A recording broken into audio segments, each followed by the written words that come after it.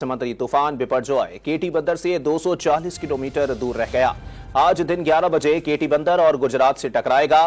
तूफान के गिर्द 150 किलोमीटर फी घंटा की रफ्तार से हवाएं चल रही हैं। लहरें 30 फुट तक बुलंद हो गई हैं।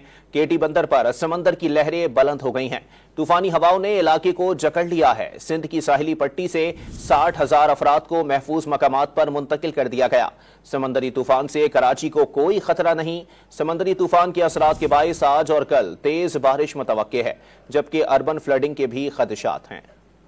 समुद्री तूफान बिपरजॉय आज दिन 11 बजे पाकिस्तानी हुदूद में दाखिल हो जाएगा। कराची से फासला बढ़ गया, बराह रास्त टकराने का इम्कान नहीं है। असरात के बाइस शदीद बारिश होने की पेशगोई और अर्बन फ्लडिंग का खदशा भी जाहिर किया गया है। साइक्लोन सिंध के साहिल केटी बंदर से 275 किलोमीटर दूर मौजूद है। साहिली बस्तियों में हवाओं की रफ्तार तेज हो गई है। केटी बंदर में समंदर की सतह बुलंद हुई है। हजारों अफराद की महफूज मकामात पर मुंतकिली जारी है और पाक फौज के जवान, रेंजर्स और पुलिस के अहलकार इमदादी सरगर्मियों में पेश हैं।